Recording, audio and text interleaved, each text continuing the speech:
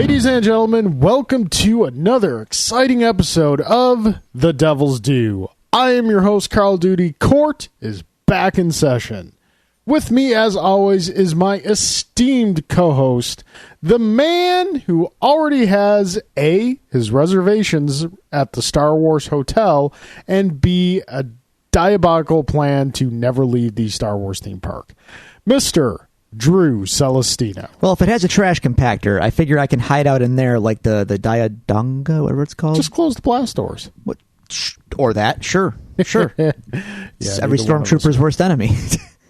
Doors. Hit their heads. Can't get past them. Can't open them. Yeah, man. Doors. Anyway. Doors. How you doing, sir? Here we are, back again. Let's get to our opening statements. How was your week? It has been an adventure. Yeah, a lot of stuff. We both had a week. Let's see. When last we met? When last we left the dynamic duo? I honestly, getting back into like last week, I'm blanking. But the weekend was eventful. No blank man. Was J5, by the way, like supposed to be a riff on Johnny 5? I'm just curious. It's possible. Okay. Coincidence seems, pretty thick there. Okay, so the weekend, though, is where the action was. So Saturday was the Long Cold Darks show locally, our last local show for a little while, till this drummer situation kind of settles down. So it is what it is. I'm actually texting someone right now that might be, jamming with us tomorrow. We're trying to organize things to get things on track for our Brooklyn show next month. But Saturday was cool. Went down well. Our friends in Ikilia came down from Brooklyn. This was, I think, their second to last show on the tour in Buffalo. So they came in. We had some bands from out of town as well, from Erie, PA, and Syracuse, I think. And then us being the only local on the show. So it was a cool night. Everybody had a good time. And then I didn't get in until about 1:30 in the evening. And then I had to wake up at about 8 the next morning to get all bright-eyed and bushy-tailed and packed up and locked and loaded to go to Metallica in Toronto. That is not as easy as it used to be. You can do it. It's just you're going to pay for it eventually. I'll play. I'm drummer. Yeah. So, sure. Sunday, woke up early, got ready to rock, got in the car, and proceeded to go to Toronto. Now, before Toronto, we had to stop at a rescue event in, rural Ontario, like an hour or so outside of Toronto. Because one of the rescue groups that Jen does work through, they were having an adoption event, and she wanted to go see what was going on, just say hi, because she's dropped off so many dogs over the border to these people, and she wanted to attend the event and make a little donation and just get some FaceTime. Google Maps got us quite lost. I'm a little perturbed about that, but international crossing, switching networks, I'll allow it some leeway. But going to a rural section. It was, was it turn left? Maybe that's a road? No, it took us to a completely wrong location, basically. Okay. But then when I researched it, once we realized that we were wildly not where we were supposed to be, not wildly, but within 30 minutes of where we were supposed to be, I finally researched the address, and then it found it. And I'm like, why? It's the same address I searched when I hit destination go. Yep. But I think, I'm going to guess that the border crossing and had some network snafus that still, though, it's 2017 here. I feel like that shouldn't happen. But alas, we made it. It was fine. Adoption event was cool. Lots of cool beagles and stuff. And hopefully they all get adopted, because I hate seeing animals without homes. Yeah. Anyway, so we made it to Toronto about an hour after that, and checked into our hotel, and then proceeded to hit the will call booth of Rogers Center, and I picked up my exclusive merchandise that I got with the seats that I had purchased for the show. So I got a cool black on black hat and a show poster exclusive to the show. And I had to pick up my Snake Pit passes, my additional tickets that I had won through the charity. So pretty sweet. From there, we went to the official Metallica pop-up store that pops up when they come through town, about 2 blocks from our hotel. Hotel was located like right near the venue, right near Rogers Center, and then conversely right near the pop-up store. So I kind of planned this out perfectly. So is the pop-up store like, does Metallica do that? Yeah, or it's is theirs. it like Yeah, they staff it Okay. and stock it and everything. So cool merchandise and vinyl and skateboard decks and tumbler mugs and jackets and banners and all kinds of cool stuff. So I got a couple cool shirts. The other stuff was like, yeah, it's cool, but not for the price. Coffee mug, $45 Canadian. So with American exchange, it was like 30. No, you know what? No, that's a bit much. Probably more like 20. There wasn't that much of a markup. It was marked up, but not quite that much. But no, I got a couple cool shirts. The coolest shirt was unfortunately only available in large and extra large. I had a sad. So alas. So I got my cool merch. Went back to the hotel, dropped it off, and my father, who I gave one of my other tickets to, my extra tickets, and my guitar player Jason, my good friend, my Metallica life mate, as I like to call him, they made it up. We had some great Asian dinner in my hotel lobby. The restaurant there was like a dumpling house kind of. So cool. we got various platters of dumplings and got nice and full. It was great. And then we went to the show, man. And I had my first Snake Pit experience. Now, the Snake Pit. Yes. For the listeners. For the uninitiated, let's get initiated. So Metallica. I've never been to a Metallica show. So the Snake Pit is basically something they kind of, I'm not sure if they invented it, but like it became famous being called the Snake Pit on the Black Album tour in the 90s, 92. So Metallica likes to be like as close as they can be to their fans when they play. In a stadium setting, that gets a little complicated. Yeah. In any arena, any big show, it gets complicated. So the Snake Pit is essentially, you've got your stage on the one end of the stadium or the arena, right? Okay. The stage is gigantic. Then you've got your ramps that come down off the stage down into the floor area, and then there is a smaller front stage. You know what I mean? So it's all kind of connected. Yeah. And in the middle of that ramp and the two fronts, I guess, is the Snake Pit, where it's just it's a floor area for people to be right in the middle of the stage. So I was right in the middle of the stage, basically. And how was that? Oh my Lord, it was amazing. Basically, it's like as cool as that small theater show I saw in November. Yeah, it's like that close, that cool, except with the gigantic production that the stadium show brings. So it's just it was pretty wild, man. It was everything I could have hoped it could have been. So I got some great pictures. I got a couple guitar picks, and it was pretty awesome. And then Sunday we woke up and I went to the aquarium, which was very cool. I recommend it if you ever go to Toronto. Check out the Ripley's Toronto Aquarium. A little pricey, but very cool experience. Recommend doing it once.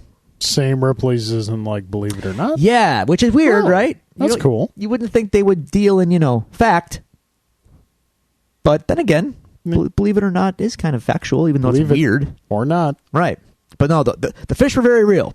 If it's a fact, just because you choose not to believe in it does not disqualify it from being a fact. But, Carl, what if it's an alternative fact? Back in the day, we just called those lies. Yeah. I still do. I do too. But anyway, it was all cool. And then we departed and came home. And before I get to last night, so our hotel was attached to Wahlburgers. Are you familiar with Wahlburgers? Julie is a big fan of the show. Wait, there's a show? Yeah, there's a pseudo-reality show on AMC or whatever. Please don't be AMC. Yeah, Julie's a big fan, but I can only imagine what your thoughts My thoughts are, has any, here we go, folks. Has any family done more with less than the Wahlbergs? I mean, the talent level is like kiddie pool deep. When Mark is not doing a paycheck project, Yeah. a paycheck project, he's been in some really good stuff. And He's been in good stuff, but when he's not fighting a transformer, I enjoy him. Donnie going into that restaurant was like the most painful thing I've done in a long time. Is it just a shrine to the Wahlbergs? It is. It is so cringe. Well, it's called Wahlburgers. It is cringe-inducing. Why'd you go into it? She wanted something on the dessert menu, and so I had to follow. Was there not a bench outside you could avail yourself of? You're a married man, sir. I am. You know that you got to follow, lest you get made fun of or accused of being a jerk. Not always. Sometimes you can pick a line to stand on, and if it's something as minuscule as going into a restaurant, I think then you're okay. I pick my battles. I went into Wahlburgers. As long as you don't make her feel bad for going into it, if you choose not to go into it. Where's the fun in that?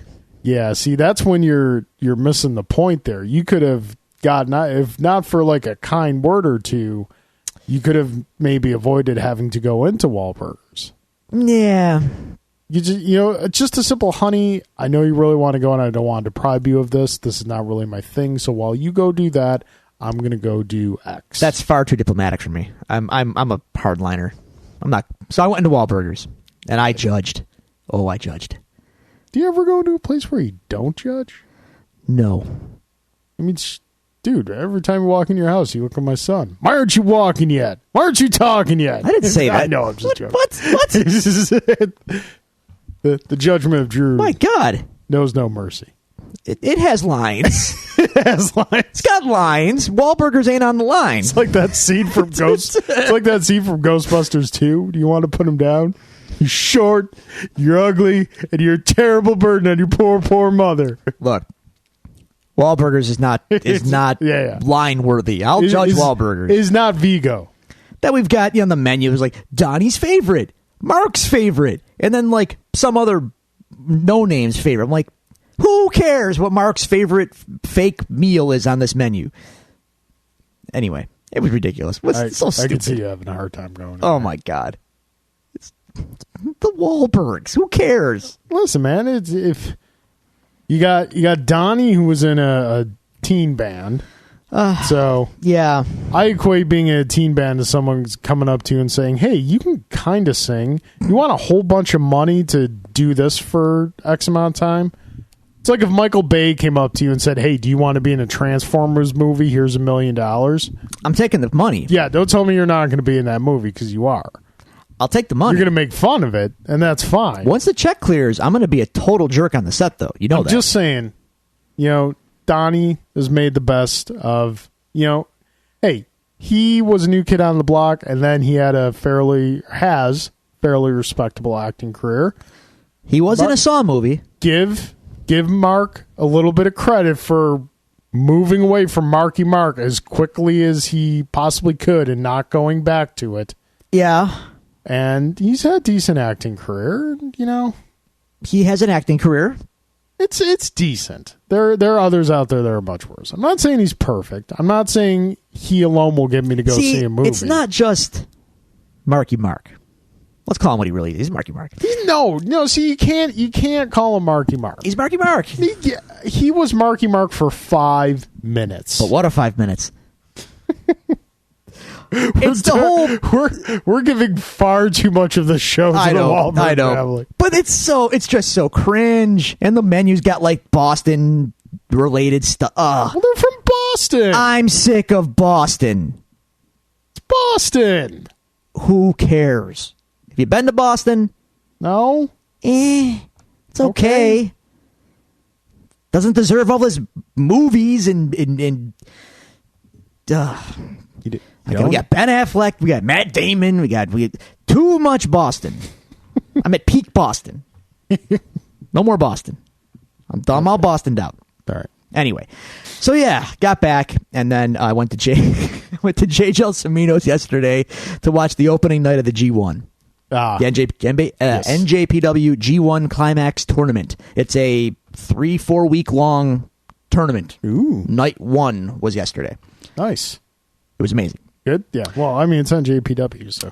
It was main evented by Kota Ibushi and Tetsuya Naito. Yep. Better commentary this time? I was in Japanese, so yeah, it was great. Wow. Great.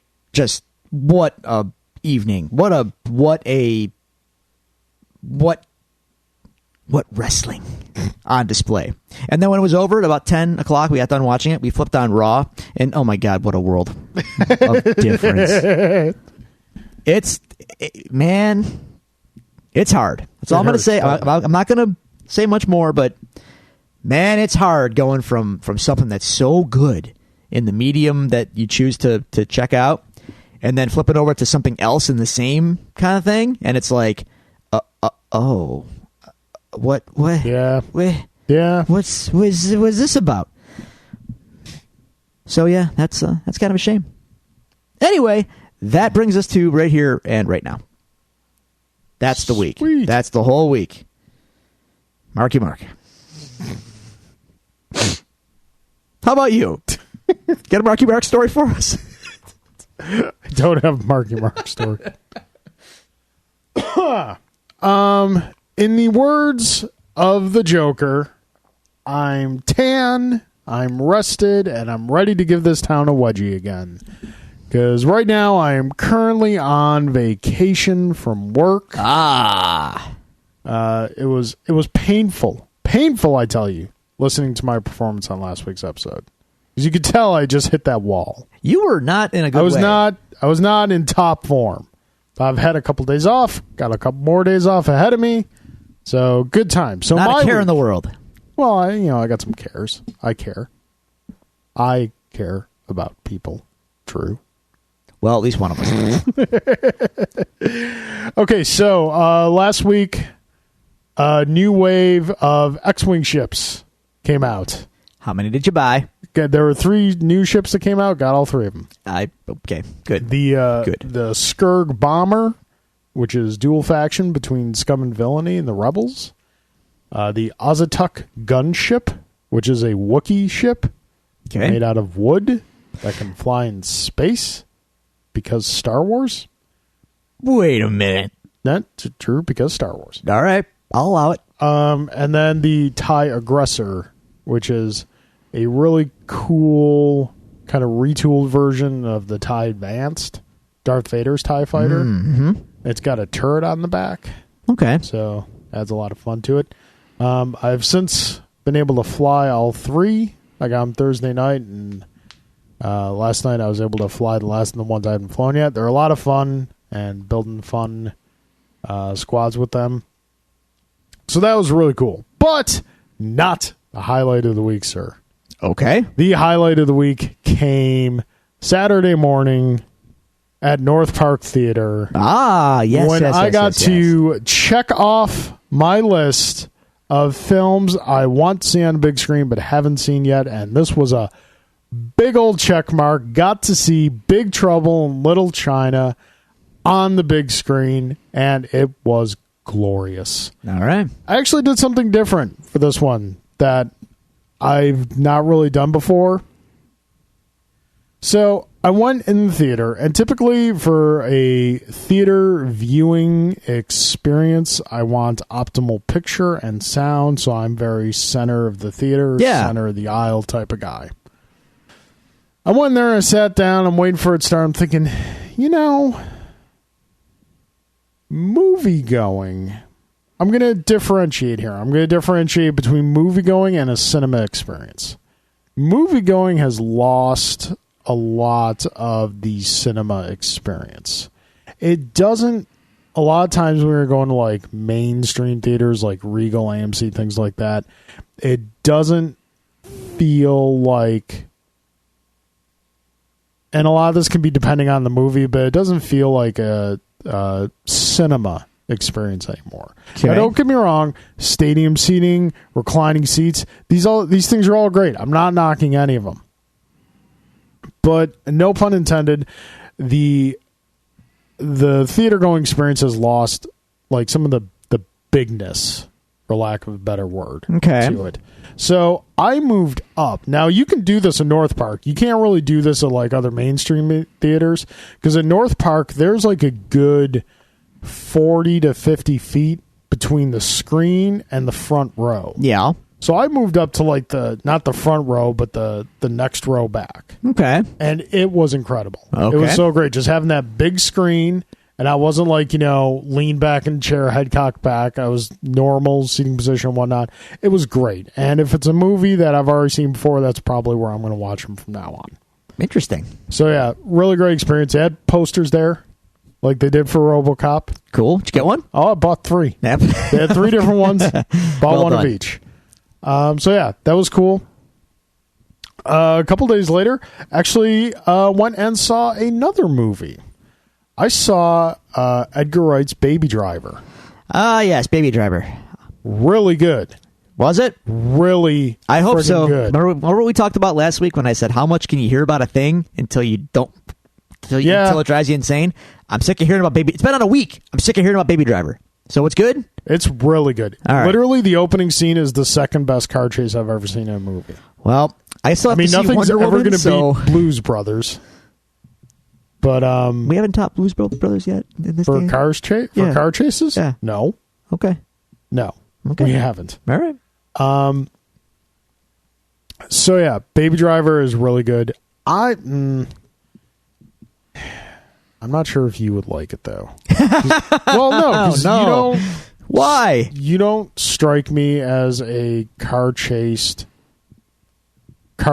like action heist type of guy. I like action heist stuff. Cars don't do anything for me. Like, I'm not a car guy. See, and here's what I liked about the movie is that it wasn't like the car you see in the previews, the red Subaru WRX, Okay. is only in it for the opening chasing. Okay. And then he ditches it. And there's no cars in there like, hey, this was sponsored by the 2017, Yeah. Yeah. Ford Mustang. It's like, no, these are cars that are literally like everyday people have. Like even the Subaru in the beginning of the movie is like a 4 or 5 year old Subaru. It's by no means a new model. That's what I really liked about the movie. So it's not a yellow Camaro. No, it's not a yellow Camaro, which should have been a yellow Volkswagen. You are correct, sir. Yeah. All right. Well, So, if yeah. I can get around to seeing Wonder Woman, Planet of the Apes is out. I have to get to see that. Yes. So Beat Spider-Man ooh, at the box office. wow. Which, I mean, wasn't Well, you know what? going to be... It's not that surprising, actually. It's not... It's a little surprising, but I'm not like, oh my God. It's like, okay, I can see that possibly happening, and it happened. It's not like it trounced it. No, but the summer movie season's like that though. Like, yeah, it's very... There's so many movies coming out week to week that It's hard to hold whatever the on next to big one is going to multi-week. Yeah, it's Yeah. tough. But So yeah, that was that. And then over the weekend was Evo, the Evo 2017 tournament. Mm-hmm. Did not watch a ton of it. I basically just watched the stuff that was on ESPN2 at the end. Tokido won, and I mean, rightfully so. He's dang good. There was an American in the grand finals, Punk. And I think that it was his first time in the grand finals, and Evo grand finals, like you're on stage in front of, like surrounded by a stadium, like a small stadium of thousands of people. So I think maybe the moment got a little too big for him because he's really good, and just he was not on his game for that. So yeah, that was my week, I believe, in a nutshell. Yeah, more or less. all right. Cool. Ladies and gentlemen, if you would like to tell us about your week, if you would like to ask us some questions, send us some comments, make suggestions to the show, you can find us at the following social media locations. You can tweet at us at Devils Do Pod on Twitter. You can go to facebook.com/Devils Do Pod. You can email us at the Devils Do Pod or at thedevilsdopod@gmail.com. or you can find all these resources available to you at our website, thedevilsdupodcast.com. Drew, that being said, time to get to some cross-examination. All right. Only got one email this week from Mr. Alan Waiters. And I want to put a disclaimer out there for the folks who have been concerned about Alan since he encouraged the wrath. Alan's a good man, an honorable man, and he has selflessly decided to give up a portion of his well-earned summer vacation to teach summer school to those in need. So, ladies, take note. This is the kind of guy you take home to mom. So since Alan has made that sacrifice of his time for those kids, the wrath is being withdrawn from him. That's a big step for you. I didn't think you would let this slide. Well, the whole thing is like the whole thing he incurred the wrath is because he was constantly rubbing in our face that he was off. Well, now he's not off anymore, and he's not rubbing it in our face anymore. All right, okay. Good on you. Good on you. To quote Xerxes from 300, am I not merciful? We'll see how long this lasts. One false move against you in the next game night, and all of a sudden it's back on. I think it'll be good. Okay. Oh, he can still incur the wrath for a night, but is within the normal parameters of the wrath. All right. We'll see where this goes. Okay. I believe you. All right. Okay, so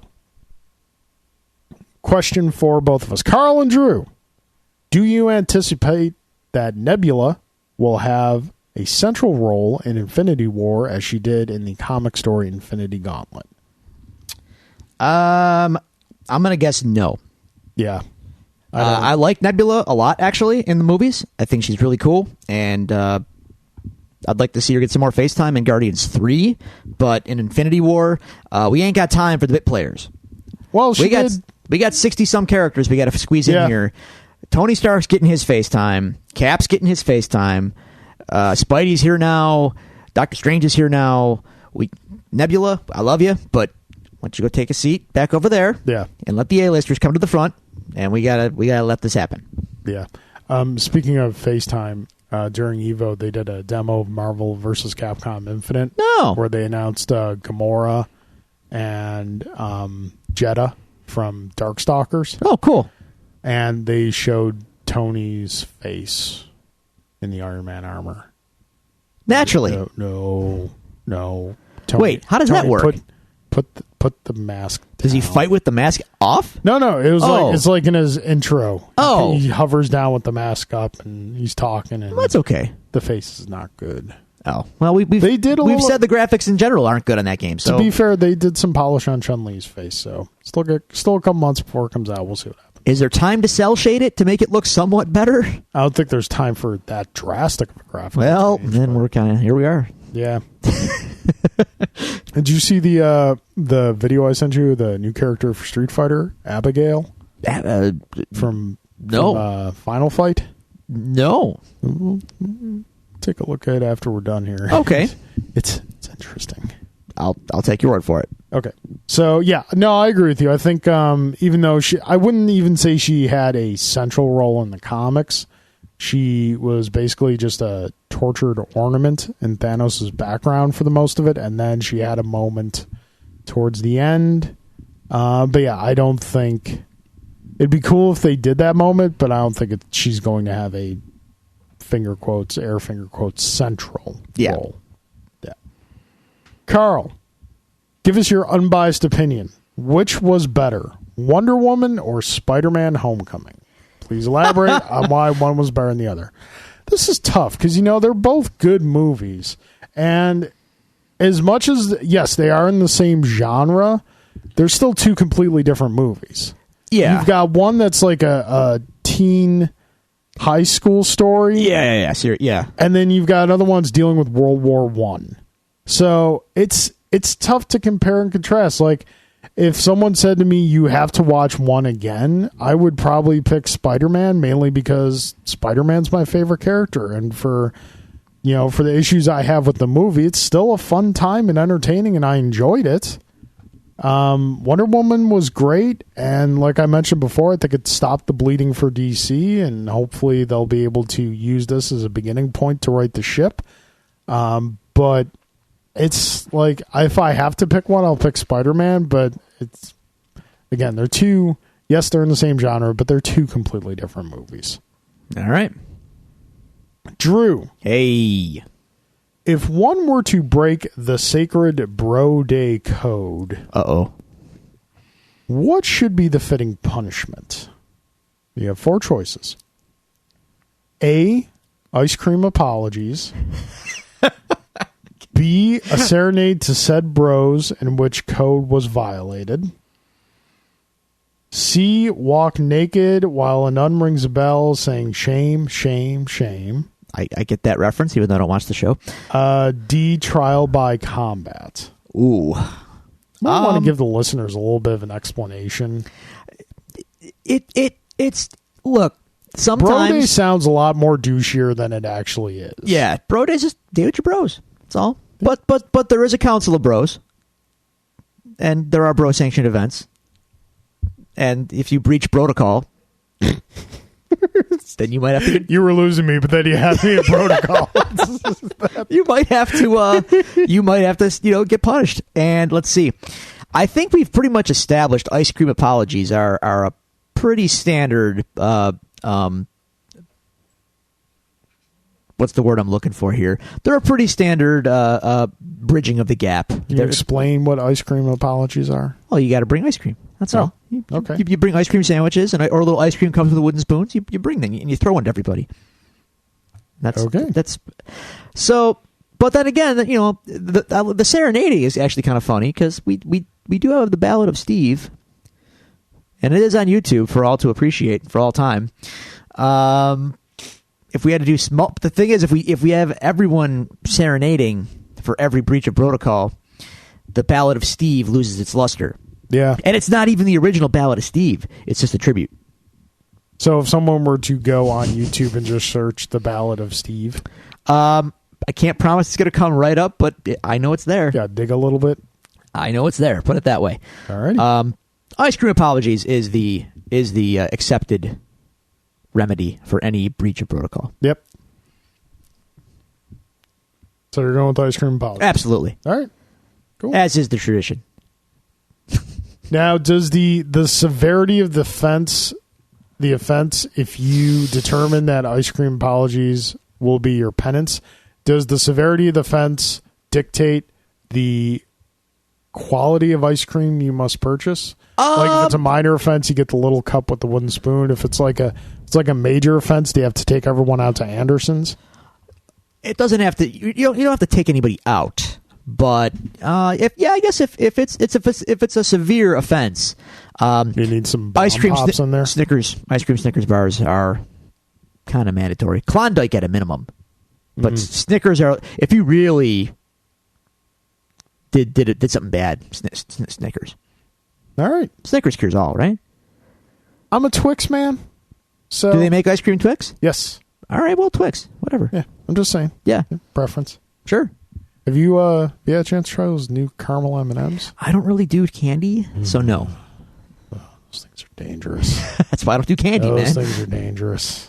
Lost my sweet tooth some time ago. I found that anytime M&M does a candy that another brand or company does, they tend to do it better. Peanut butter M&Ms are better than Reese's Pieces, and caramel M&Ms are better than Milk Duds. So based on your question, I'm going to go ahead and assume the sugar purge is long over. Sugar purge was like last month. Oh, well, I did it for 30 days. I didn't. It was predominantly a success. I'll be the first one. How do we gauge this? There was like a party during the last week at the sugar purge I went to that I ate some products that had sugar in it because I felt it would be rude. Yes, I recall. So I would say if I had to give it a percentage, I would say the sugar purge was 98% successful. Okay. All right. But it's over now. Yeah, it's over. Yeah. Viva la sugar. I had a milkshake today. Oh. Stopped by Cheeseburger. Got a strawberry and cookies and cream milkshake. You ever been to Cheeseburger? Once. There's like 60 different flavors of ice cream. And you Yeah. can make a milkshake out of any combination. It's fantastic. Wow. And they're good milkshakes, too. What a world. Yep. All right. America. They got decent burgers, too. Okay. Are they Wahlburgers? Are they? I mean, No, they're not Wahlburgers. well, that's good. It's good. So, okay, that brings the cross-examination to a close. Alan, thank you very much for your questions. Which brings us to a somewhat beefy case file. A meaty, The thick next, and meaty, if you will. Folks, next couple weeks, for the past 2 weeks where we've had virtually nothing in the case files. Well, we've warned you. Now we're getting into it. Because this weekend coming up is San Diego Comic-Con. So I'm betting the news next week is going to be at least an hour of the show. But this week, we had D23, a couple other things. We're going to get to that. But first, we have to start out, again, unfortunately, on kind of a down note. This week, we lost two legends of the screen. The first, which was... well, he wasn't the first, but the one we'll talk about first was Martin Landau, passed away, just old age, whatnot. This is a guy who's had an astonishing career, Academy Award-winning actor. Was one of those actors that was good in anything you saw him in, no matter how bad it was. And my best example of that is the horrible, horrible movie Ready to Rumble. You know, he played the wrestling coach in that, and he was hysterical. I have actually never seen Ready to Rumble, You don't want to. and I'm a wrestling guy, and I haven't seen Ready to Rumble. Anytime you feel the need to watch Ready to Rumble, just watch No Holds Barred. Better. Wow, that's a low bar to clear, but okay. All right, noted. All right.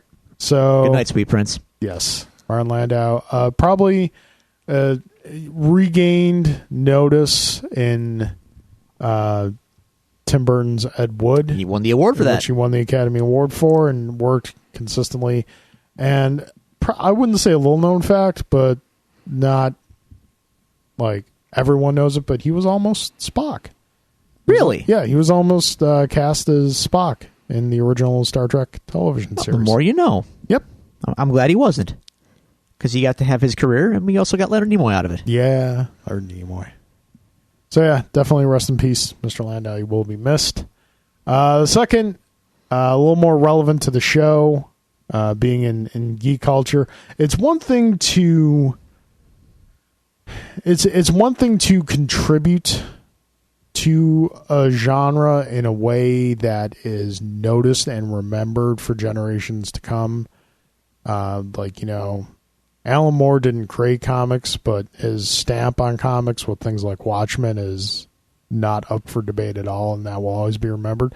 It's another thing altogether to completely create a genre. And that is what Mr. George Romero did. Yeah. We lost him earlier this week. George Romero, the revolutionary director of Night of the Living Dead, which was as far as I understand, is the birth of the zombie As we film know it, genre. Yeah. If it had "of the Dead" in the title, that was George Romero. Yes. So, and if you look at like what zombies have become in popular culture in the last 10 years, yeah. You owe all of that to George Romero. Yeah, as much as I'm tired of zombies right now and just generally don't care about zombies, I'm not going to push that off on, George Romero, but like I first saw Night of the Living Dead when I was younger and I was kind of in my horror movie phase, but I was big into slashers, so I didn't appreciate Night of the Living Dead. A lot of social commentary years later. It was a little headier than the slasher films. Yeah, yeah. It's it was definitely wow, man. Like you go back and watch it now, and it may seem like less than like a lot of stuff that's being done now, but trust me, it's not. No, again, like very social commentary. It was an examination of our culture through the lens of zombie flicks, basically. Yeah. Because when the world is going to hell. Who are, when the world's going to hell and you have a plague or zombies in this case, like George Romero would frame it, that's just like the setup. but the actual story being told is how do people respond in that situation? What are the power struggles in play? How do people interact in that? Yeah. You know what I mean? Like it was very, very conscious writing, and as opposed to Leatherface or whatever, I'm gonna hack you with my chainsaw. So, yeah, and not for nothing, but also to film. Period. The Night of the Living Dead and the zombie genre that he created inspired countless directors and aspiring filmmakers to make their own movies. Yeah. Like, think about Peter Jackson. Yep. He started off making zombie movies, did he not? Did he start off with a horror movie? I think so. Yeah. He started off like a horror director. Probably inspired by George Romero. A lot, and I'm sure that example can be said for many directors out there. They saw a movie that was probably low budget, but heady and well executed, and thought, "Hey, I could do this too," or this is what film can do. Yeah. So, yeah, huge legend. Yeah. Will be missed. So definitely will be missed. Side note, really quick. See that? Were you a big fan of like slasher films when you were a kid? I liked Freddy Krueger when I was a kid. Ironic, right? Like, I like the villains. The scary guys are cool. And Jason Voorhees. I still think Jason is the coolest, but even today... Did you see that Friday the 13th game that came out recently? Yes. I've heard thought about nothing playing but good things about it. I've heard mixed things, but mostly good. I'm curious. Did you see they came out with a skin that makes him look like he did in the old Nintendo game? Yes. Like purple and blue, and Yes. it's got... I guess in the game... When Jason is close to you, you start to hear like the music, yeah, which that's pretty cool. But I guess when you're playing that skin and Jason gets close to you, it's the Nintendo version, the 8-bit. That's cool, man. My only knock on the game, I think it's online only, and you actually have to collaborate with other people. That's kind of a no. That's a deal breaker for me. Yeah, because you do hate people. After this weekend, especially, I do. I really do. I'm sorry. No, I'm not. You should be sorry. But I'm people. You're people. You're one of the good ones. It's them out there. In the crowds, in the lines, in traffic. I could do without all of these people. Yeah, I get you sometimes. Okay, so this past week was D23. You're probably asking yourself, Carl and Drew, what's D23? D23 for more or less is a trade show put on by Disney for their exhibitors. So it's not like a con or a fan fest, although I think there's some... It's kind of becoming that. Yeah, there's some like if you know someone you can get in. There's some... They're kind of leaning a little more towards public admission. I think they let fans in, don't they? Because I don't think so. I don't think it's like line up, buy ticket. I think it's just for the exhibitors. It's like a exhibitors and sponsors and things like that, and media, I would assume, right? Yeah. Okay. So, Disney, being owners and purveyors of so many things we enjoy, Creepily so. Yeah, there was a lot to be seen. Two major things that we're going to talk about here. First one, do you want to start in space or do you want to start on Earth? Wherever you would like. So we'll start with what we didn't see first. And that was, there was a screener shown. There was a, not like a, I won't say teaser. It was put together just for D23. Avengers Infinity War footage was shown. And apparently, to no surprise, everybody went frickin' insane. Yep. I read the description of that footage. I would have collectively lost my mind as well. Yeah. You got Guardians of the Galaxy in there. You've got Spider-Man in there. You've got Doctor Strange. It's going to be Thanos pulling down a moon onto somebody. Yep. Thor meets the Guardians. Yeah. It's stuff. It's like so much. Captain America apparently has a beard now. Beard. Oh, and without I'm not intentionally trying to You're going to poke the bear. Right now, aren't you? Yeah. Spider Sense. I told you they were going to do it. Deep breath. Deep breath. You know what? I knew they were going to do it too. I just don't like the way they're doing it.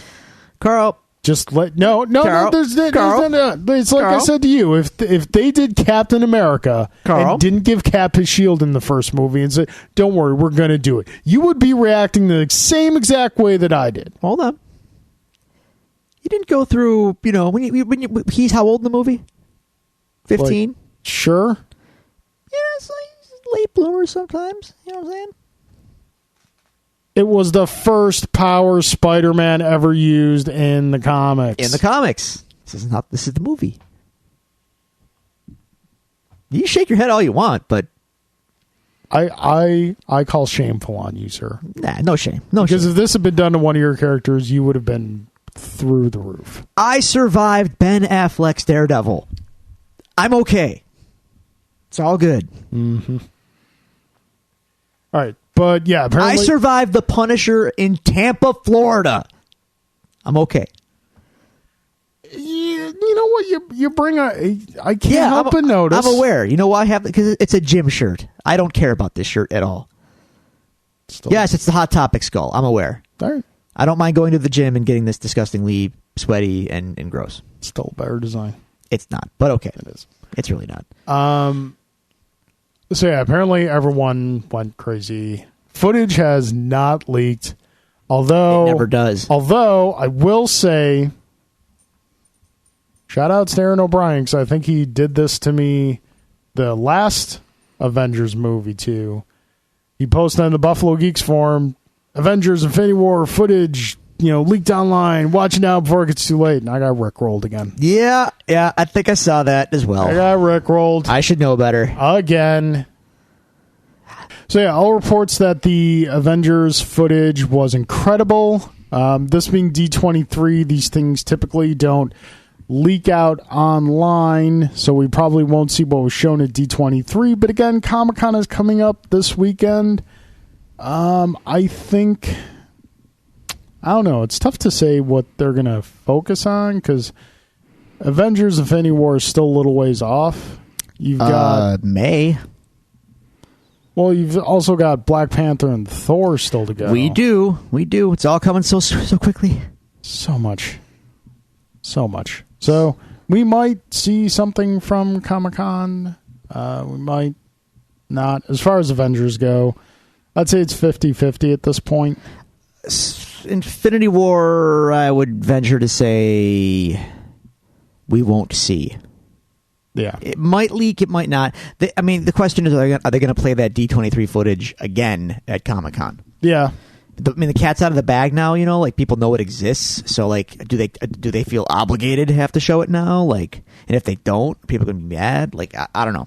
Yeah. But they also probably they don't want to overshadow Black Panther. They don't want to overshadow Thor Ragnarok, which comes out in November. Yes. So you got to build those up too. Not to mention, we still haven't seen much from Ant-Man and the Wasp, which is filming right now. Yeah, and Walter Coogan's just cast in it. That broke today. Walton Goggins. Yes, he's great. He is. I'm a big fan of his. Vice Principals, man. I still have to watch that. Oh, it's If you watch, I looked at the cast. I'm you, like, that's probably going to be really sticking hilarious. Did you watch Eastbound and Down or no? No. Didn't Okay. have HBO at that time. Okay, Eastbound and Down, then Vice Principals. Okay. Right into the one into the other. It almost works out better in your head if you think about Danny McBride's character in Vice Principals as being the same character as he played in Eastbound and Down. Okay. Kind of. Start watching Rick and Morty yet? No. All right. The hype is real. I know that much. I would not. Hype has sometimes a negative connotation. Like I know that. This is just hype. It is not just hype with Rick and Morty. All right. Funniest show on television. Okay, so that was Avengers, but also at D23 we got, I don't want to say it's our first look, but well, it's not because they released a trailer a couple months back, but we got some more visuals on Star Wars Episode 8 The Last Jedi. Yeah, and they did this for The Force Awakens too. It's kind of a behind the scenes featurette with little droplets of footage mixed in, but good Lord, man. It looks pretty awesome. Just the creatures. Yeah, I'm a sucker for practical effects in a big bad way. Yeah. So anytime I see puppets or any kind of animatronics, I'm gonna go crazy. It looks so cool. Sets and all kinds of on location stuff, and it's very cool looking. And if you fine tooth comb the footage, you can start to get little sneak peeks and little glimpses into what is going to be happening in this movie. And there's some interesting stuff coming up. Yeah, really excited. You know where to look. Yeah, very intriguing. Lots of intriguing imagery in there. I'm usually not one of those that will dig into trailers or whatnot to dissect them. Mm-hmm. Like, oh, look at this thing you see for a 1/10 of a second in this background shot. This could mean XYZ. I'm like, nah, I watch it for what it is and enjoy it for what it is. We did get to see the what appears to be a new Model A-Wing. Yeah, that's there. So. And based on the footage I saw, it looks like there's going to be some serious hand-to-hand combat going on. Yeah. Oh, and with multiple people at the same time. Yeah. Can I say something here? Yeah. Excuse me, Lego, excuse me. Can you stop spoiling things? Why? What'd they spoil now? There was like a whole bunch of like ships and vehicles. That got released in Lego. Yeah. And we saw kind of a new version. You know how like the Lego has those, I don't want to call them action figures, but they're like tall figures you build. They're not the little figures that come with the vehicles like and whatnot. Robotnik or whatever they are. Yeah, sort of like that. They showed one of those, which is kind of like what could be a new version of the Royal Guard. Yeah, I saw that. That's okay. It makes sense they'd have that. And then they had the Scout Walker that looks like it might be like a spider type thing. Sure. It's all going to be good. They have a casino in this movie. Yeah, they do. That's new for Star Wars, isn't it, kind of? Well, I mean, look at it this way. Mos Eisley was like Atlantic City. Now they're going to Vegas. Mos Eisley was kind of like the casino that Chevy Chase goes to in Vegas Vacation. Pick a number. I know that what number am I thinking? Paper, rock, scissors. Yeah, it's like that. Yep. So yeah, I think the casino is gonna. I like seeing different worlds that inhabit this universe. Yeah, and I see a glimpse of going underwater and stuff like that. And Star Wars hasn't done anything really too aquatic. Let me think about all 4 Star Wars movies. No, they really haven't done anything too aquatic. So that's they did new. Some aquatic stuff in episode 1. What's that? I don't know what you're talking about. So that's going to be kind of cool. We'll actually get to see, new settings and stuff. Yeah. And we got to sneak peek at Laura Dern's character. Yeah. Well, I guess is like a high-ranking Imperial Shrugs, officer? Man. We'll see what she is. I don't know. I think we saw Benicio del Toro for about a split second, too. Yep. There was a lot of rumors going around that he was going to be... He's actually playing the character Ezra from the Rebels show, and I guess that's been debunked. Okay. So. We saw Finn in disguise, in Imperial disguise. Yep. We got some confirmation that Phasma is alive. Yes. Well, which we kind of knew, but she's back. Hope she gets to do stuff. Do stuff. Yeah, maybe. Yeah, just lots of cool stuff happening. That's what. All right. Question for you. Okay. Someone comes up to you, a high-ranking Disney executive comes up to you, says you can either see Episode 8 now, or you can see Avengers Infinity War now. Whichever one you don't choose, you have to wait an extra 2 years to see. Oh. Wow. Yee. That's a horrible option.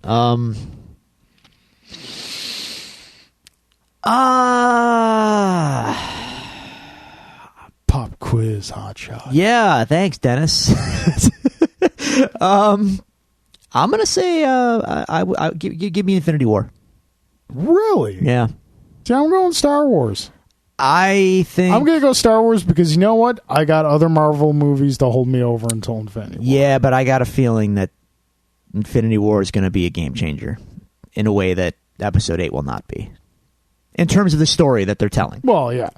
I think there's going to be more at stake in Infinity War. Episode 8 is a continuation where Infinity War is a culmination. Yeah.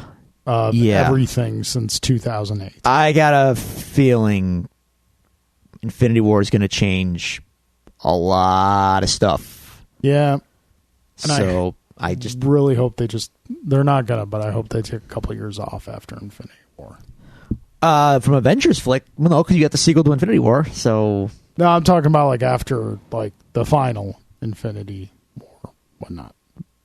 Whatever it's called, the sequel, you mean? Yeah. Okay. Yeah, we don't know what that's essentially part 2 of Infinity War. No, it's not. They changed the title, allegedly, because it's not the sequel to Infinity War. It's kind of like something else. Everything I've heard, it's still... Titles change, but it's still essentially part 2. Because if they try and do Infinity War all in one movie, that's cramming a lot in there. Depends on what story that's... As we've learned if you want to do a 5-hour movie, I'm okay with that. I'll sit for the 5 hours. As we learned from Age of Ultron, don't read too much into the title. They're telling their own story with the title that you know. All right. So it's Infinity War, but it's not going to be the one that you read about in the comics. It's going to be the cinematic Infinity War. Because, spoilers, kids, Age of Ultron, the comic book, nothing like the movie at all. Oh, I still remember the fear that gripped me when they announced that title. Because that Age of Ultron comic was horrible. How many times has Marvel had this opportunity to fix their universe, and they never do?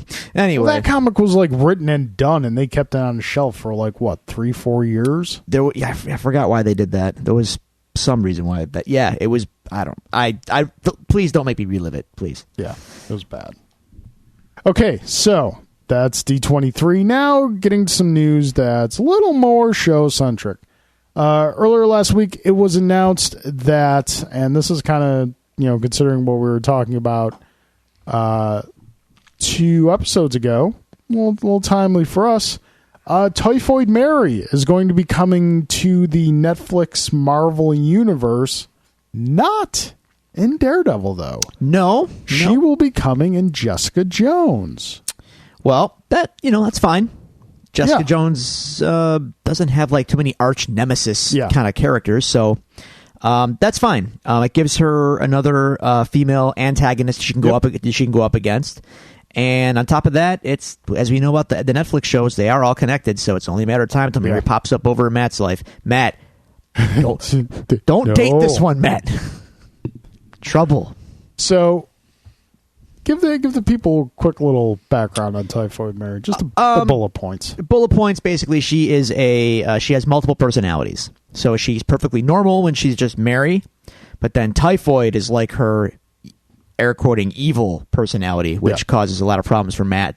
And she can also manifest certain powers in the comics. I'm curious if they'll do that in the show. I doubt it, but you never know. She's basically pyrokinetic. She can start fires with her mind. So yeah, her and Matt have been enemies. They've been a little closer than enemies. You know what I'm saying? Yeah, Matt. Once again, not the best choice in women all the time.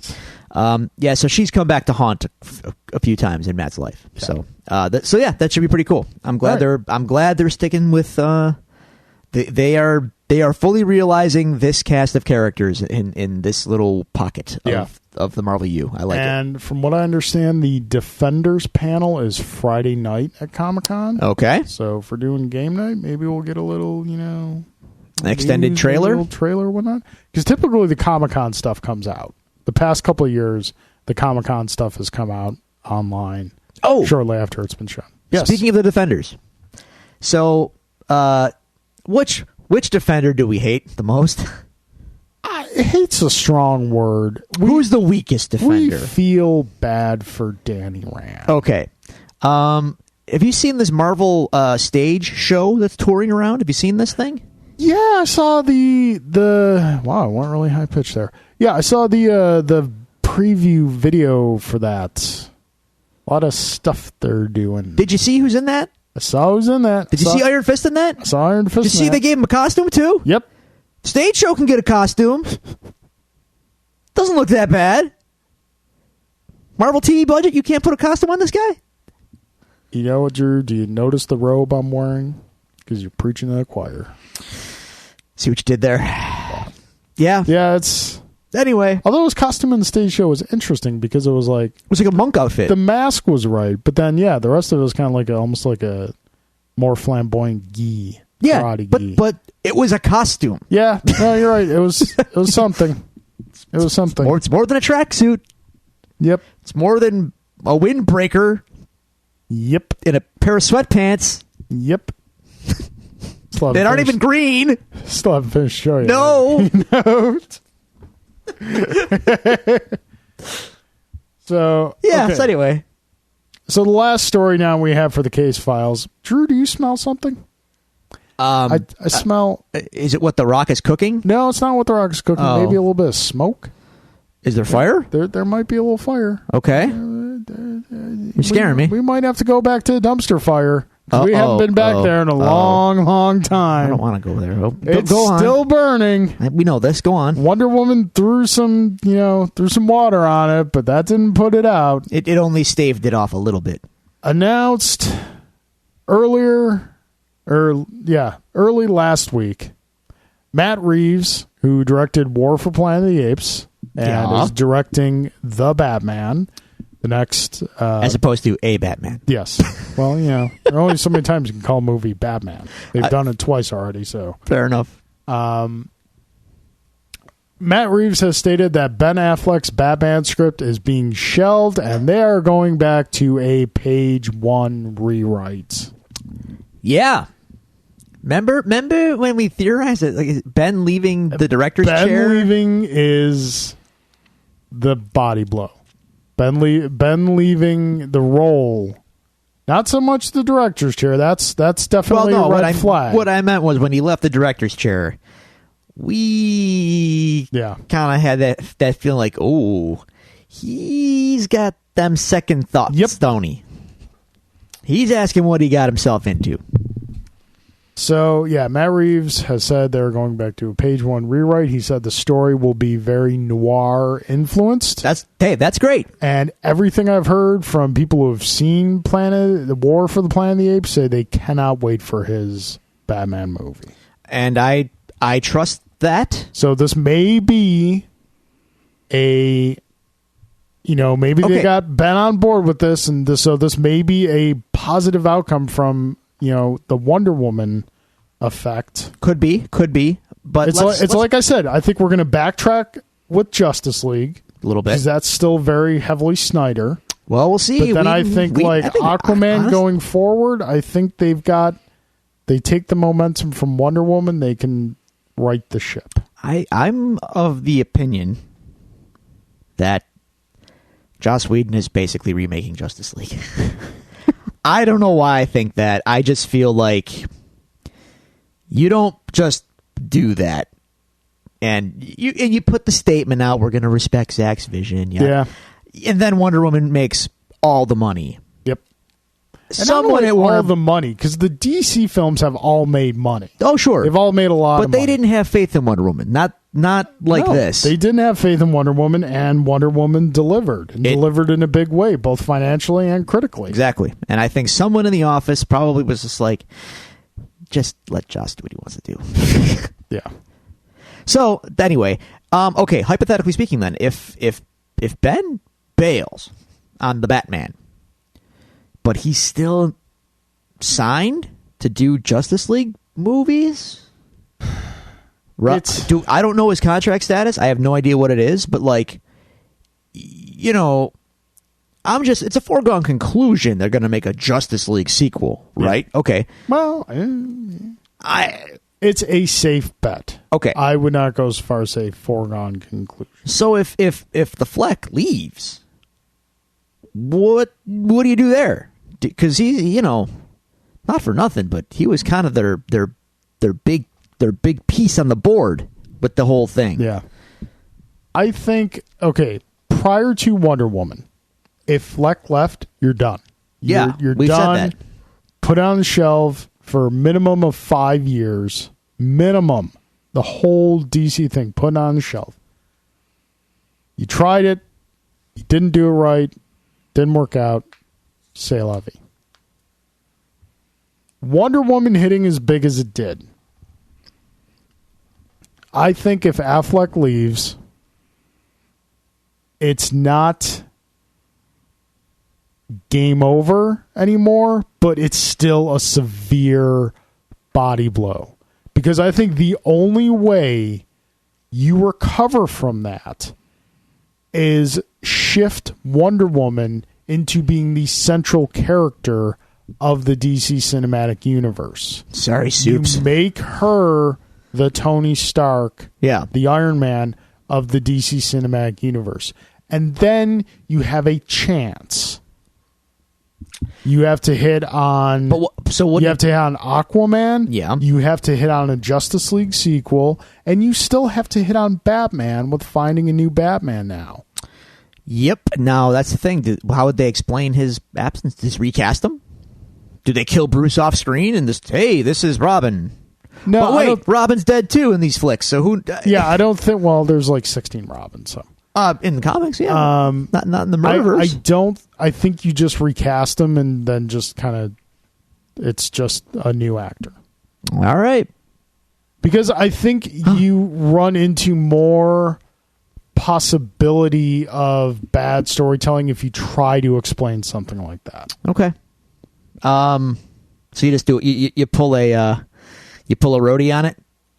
Yeah, exactly. Just you do a roadie. Just one day. Exactly. One day's Don Cheadle. Yeah, they did it. They did it in Iron Man. They did it in the Tim Burton Batman. Yeah, that's true.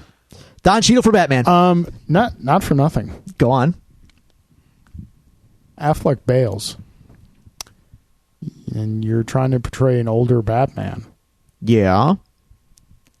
Keaton? No, don't say it. Don't say it. Come on, man. I can't handle that. Keaton? Mike?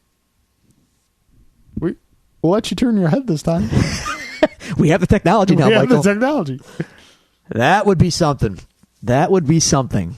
That's all I can say. Yeah. That would be something. Wow. That would be... I'm not going to get my hopes up, but that would be something. Yeah. That's, wow. All right. Oh, hey, well, there's always the Flash movie. Oh, I'm sorry. Wait. Speaking of movies that are getting made over there, did you see that the Shazam movie lost someone rather pivotal? Well, he's still playing the character. They just said the character's not going to be in that movie. He's still allegedly playing the character. The Rock will not be in the Shazam movie. Not the first one, anyway. There's going to be two? Well, I mean... Let's worry about one first. Yeah, that sucks. Because that, of all the DC characters, that's the one I want to see done well on the screen the most. But Shazam still has... It's not a huge rogues gallery, but you can get, Dr. Savannah in there. And yeah. Do that. But no, I get what you're saying. The Rock had the star power, though. Well, The Rock's going to run for president, so by the time they... True. By the time they get that movie going, it's gonna be... Rock has bigger fish to fry at that point. Yes. He's got to save the world. Yes. Only The Rock can save the world. Attack of the Killer Orange. Sure. So yeah, that's pretty much it for news. That's pretty much it, but that's significant. Yeah. Like we said, compared to the past couple weeks. Wait till next week, because Comic-Con's probably going to bear fruit. Gonna be a lot of stuff. Alrighty then. I'm just taking a quick double check on a website to make sure. Yeah, we're good. Okay. There you go. Woo. Alrighty. So, as we are in this nice little in-between time from seasons, we're done with Daredevil, and we don't have the time to fit in another season of, unfortunately, we don't have time to fit in Jessica Jones, so we decided to do some one-off episodes. This one-off episode, we are going to explore Daredevil's history in the video games. That's video games to you laymen out there. So Drew and I are both passionate video game players, and we enjoy them. Yeah, that's fair to say. And I also enjoy when my passions collide. So when comic book video games happen, It's definitely really a good thing. Well, there's some good ones. There are some good ones, but there are vastly more bad ones than good ones. Thanks, LJN, for poisoning the well. Did you ever have that X-Men game? Oh God, I rented it once. It was oh, what a sad weekend that was. My grandmother got it for me for a present. I knew there was a reason I hated her. Conversely, wow. Holy God. We did get the Batman 89 game. This is another topic you and I differ vastly on, because that game. I'm not saying the Batman 89 Nintendo game is bad. I'm saying the Sega Genesis one is better. You are going to be alone on an island starving to death with that take over there. I think so. Well, you never played the Sega Genesis one. Nothing on the Genesis was better. Ever. Yeah, some things on No, Genesis not really. Not with that 3-button piece of atrocity controller. Nope, sorry. God, and their terrible sound chip. When you talk about Nintendo, you know what you sound like sometimes? A Trump supporter. I'm a rational person, sir. Yeah, not when it comes to Nintendo. Who's still in business? Nintendo? Who's not? Sega? Oh, that's right. Yeah, they were great though. They were fantastic. They were top flight. What an outfit they were. So you can't acknowledge that. So because they're out of business now, every single thing they did was terrible. Yep. Yeah, that's Trump supporter logic. No, I don't think so. We did kind of miss something in the news. That's fine. So Atari announced a new system. No one. Apparently, Atari's tired of having money. Carl, I wouldn't say we missed this. No one cares. Atari must be tired of having money. Not for nothing, though. The system itself, the console, looks kind of cool. They got that little faux wood grain. Yeah, but what's on it? No one knows. I know it's probably gonna be terrible. I'm just saying the box itself looks cool. Put it next to the Genesis in the grave. Put it over there. Okay. Throw some dirt on it. I don't care. There's no market for a retro Atari console. No. None. No. Well, there is a market. It's just like people who go to Walgreens on Christmas Eve because they forgot to buy a present. And they find the Atari all-in-one system. So that's the market. Those people are paying $30 at the most for a system. They're not paying new system prices. Anyway, Avengers arcade game, great. Yes. Ported to the home systems, great. Game. X-Men arcade game, great. Arguably the same game, but beat them up. Yeah, they were different developers, ironically. But great examples of formula. Yeah.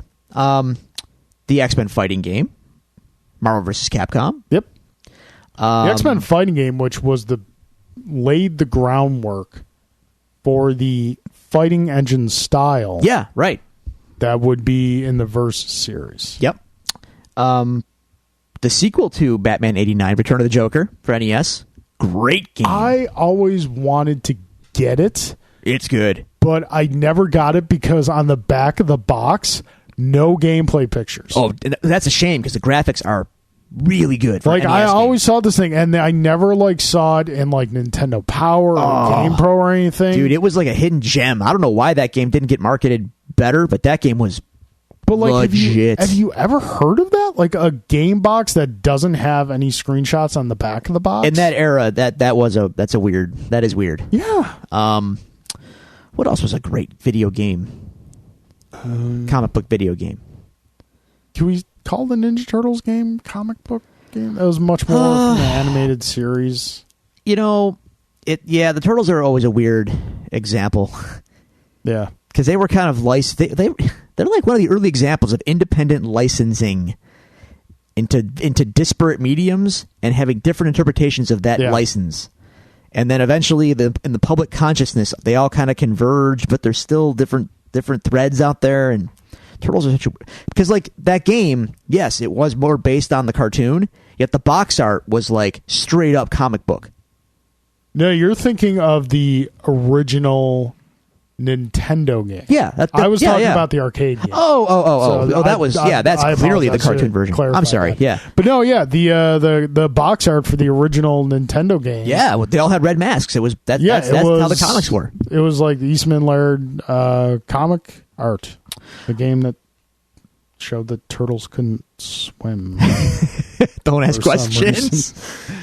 But yeah, so it's a mixed bag out there. Better. It's gotten better. It's gotten much better. It's gotten much better. The Batman Arkham series is incredible. Mm-hmm. The X-Men had a little run there with X-Men Legends. Those were good X-Men games, Legends, which led into the Marvel Ultimate Marvel games. There was the X-Men Origins Wolverine movie was hot garbage. Yes, but the game that came out with it was hot fire. Okay, that was like a really good hidden gem kind of game. Yes, okay, that's that cool. Was really good. Trying to think. Do you remember the Superman arcade game? I do. Yep. It was like Player 2 was red. Yep, it was weird. Was it Red Son of Krypton? Yeah. Player 2. The Punisher beat him up. You could play as the Punisher and Nick Fury. It was like Final Fight, but with the Punisher. Was it a beat 'em up or was it like kind of Side-scroller. like an Operational Wolf, like third person? That was the NES game. Okay, yeah. But the arcades got a Final Fight Punisher game. Yep. The Spider-Man arcade game. The Spider-Man arcade game, sure. Which, wow, those graphics are horrible. So where did you fall on the Maximum Carnage and all those Spidey games, the SNES era? They were fun. They were fun beat 'em ups. All right. Like it was cool, and like the Death or Return of Superman was in the same vein. Sure. They were just kind of palette swap beat 'em ups.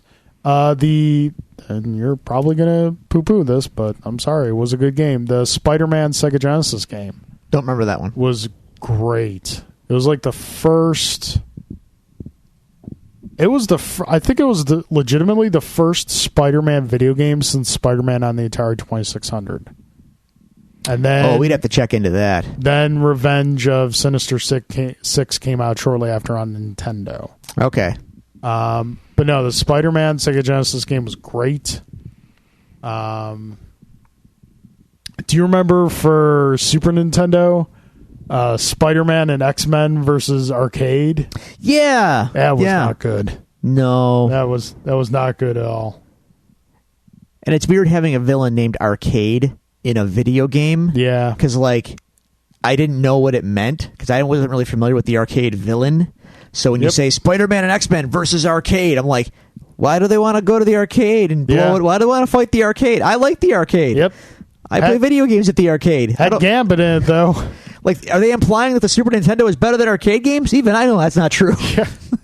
Had Gambit in it. And you know what the funny thing about it is that when Gambit threw a card, it looked like what throwing a playing card would actually look like. Just kind of like... Because it just kind of went up in the air and then kind of flopped down. Much more accurate than the cartoon. That was funny. So that yeah, game, it's that a mixed game I bag. had fun with because you could pop Wolverine's claws. Like, you could attack with or without the claws. You could do that in the NES Wolverine game, too, but the game was terrible. Yeah. That game was in our LGN. Yes, it was. Unfortunately. LGN. Yeah. The Rainbow of Death. Yeah. Oh.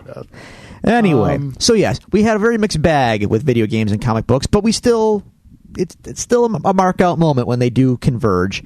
So, who has not had good luck in video games, though? Oh, Daredevil. Daredevil has not had good luck in video games. No. So let's hard trace to say that he's history, had shall bad we? luck because you can argue he hasn't really been given a chance. Well, we're going to get in depth on his one big chance that unfortunately spiraled. Yeah, so we got two things we're going to discuss here. I've got a list of appearances Daredevil has made in video games. Okay. And then Drew did some digging for us to find out information on a Daredevil game itself. Yes. That once almost came out. Now, I want to give credit where credit is due. This list I got comes from the great website manwithoutfear.com. We should really talk to them. We're gonna see about communicating with them and see about setting something up. Seems like a match made in heaven.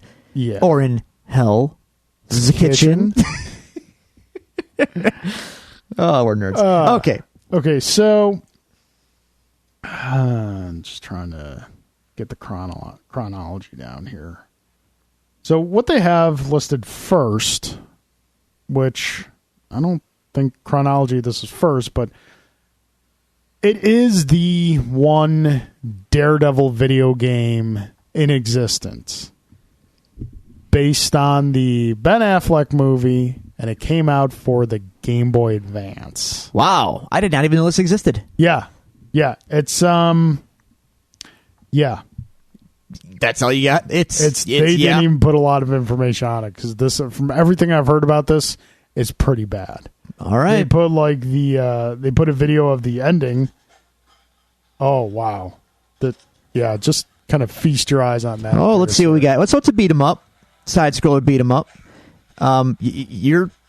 That's a red costume, and you're fighting the Kingpin, Michael Clark Duncan version. It doesn't look. I mean, it's hard to say because I'm watching gameplay footage of someone else play the game. So, okay.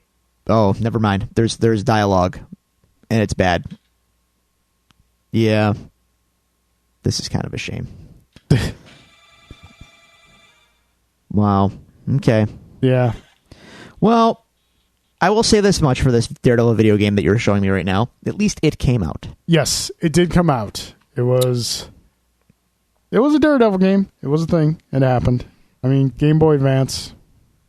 That's surprising because, like, normally in that time period, when you would have something like that coming out, you would get, like, the full-page ad in the comic book that would show the box for every system it's coming out for. Mm-hmm. And that seems like something that would really be kind of just, like, out for all the systems of the time. Well, again, I have lots of info on that, so we'll come back to that. So, now on to some more pleasant fare.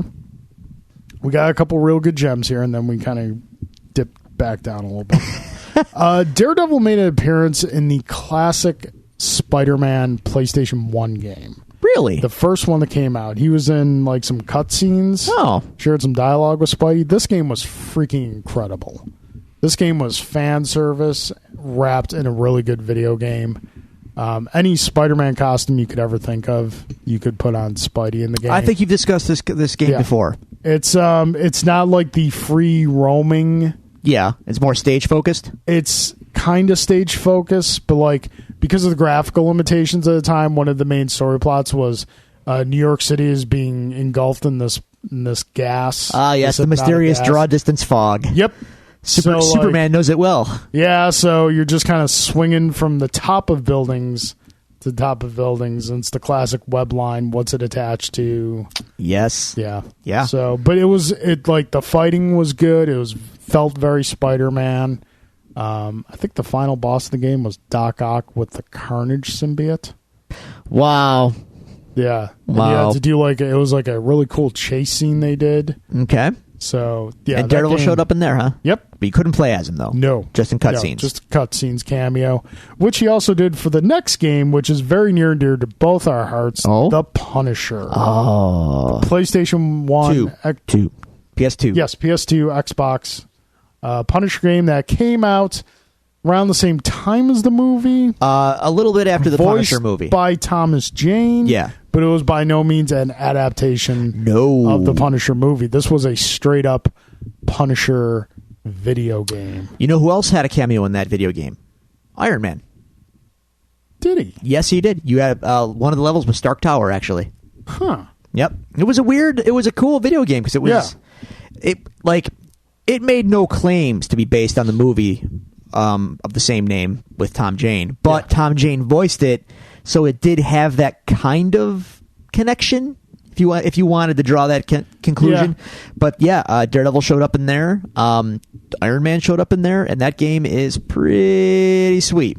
If you're into gratuitous violence and over the top torture scenes, the gun selection is what you'd exactly hope for in a Punisher game, and the interrogation scenes, which you get to do a lot of. You do are pretty insane. You never let anyone live, did you? Well, no, because I did. It depended, though.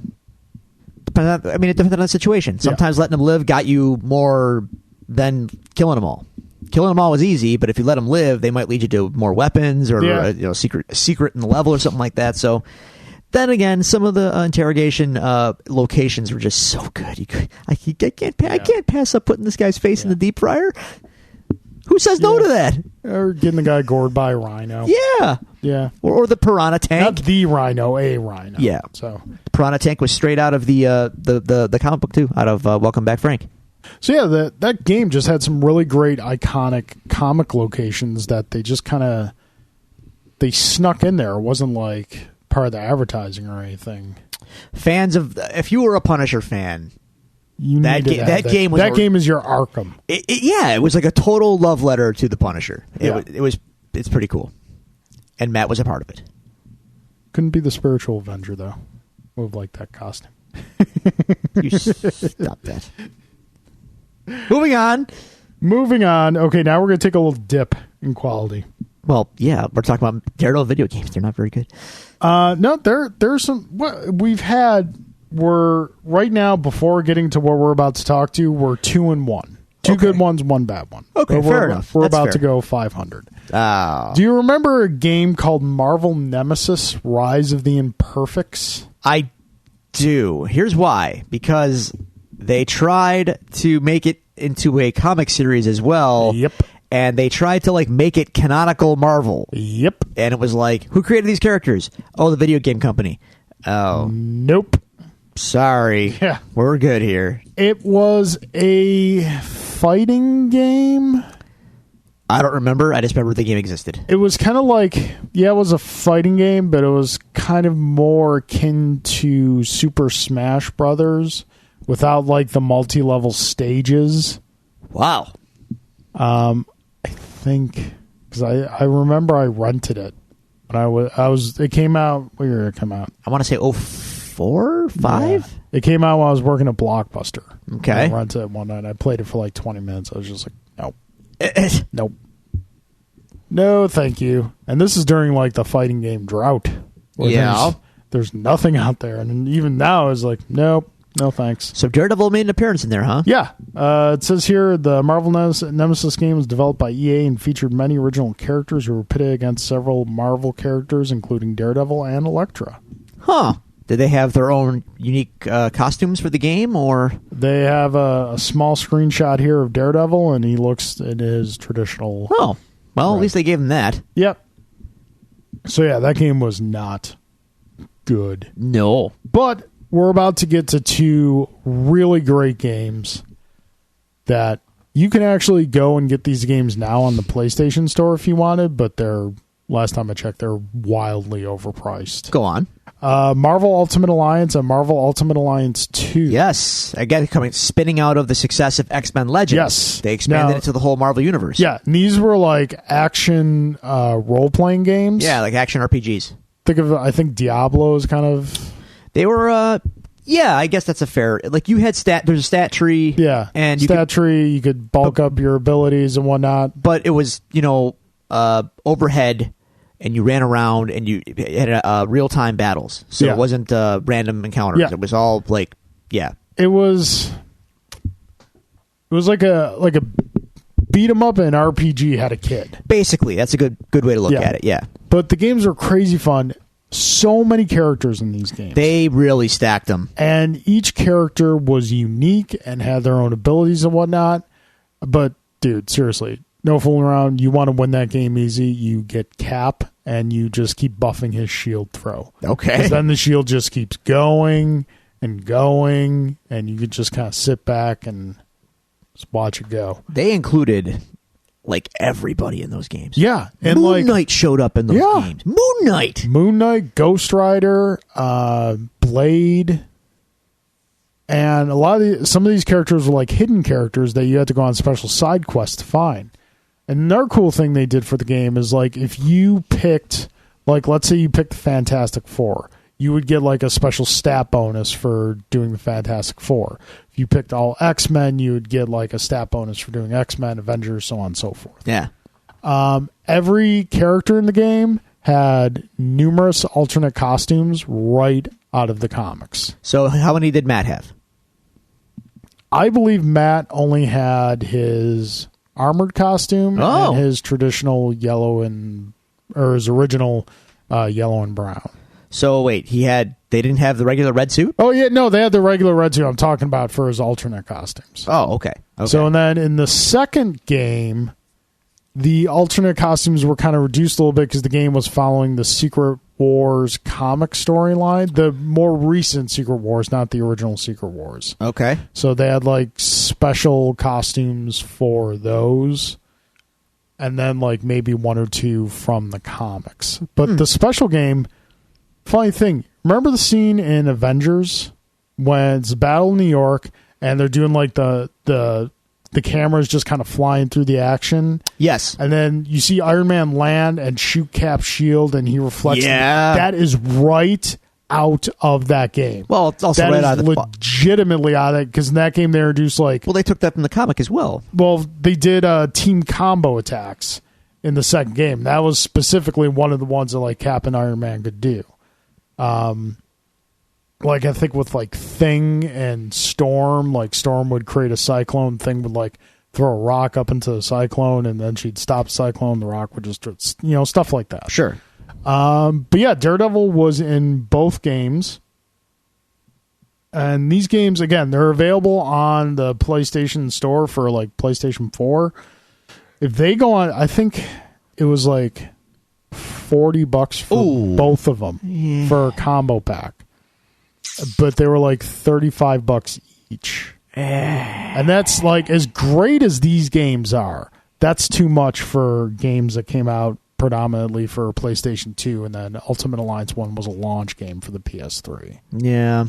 So, bummer. Wait till they go on sale. If they go on sale, definitely get them, because they're packed with content. They're insane. They're packed with content, and they're really fun games.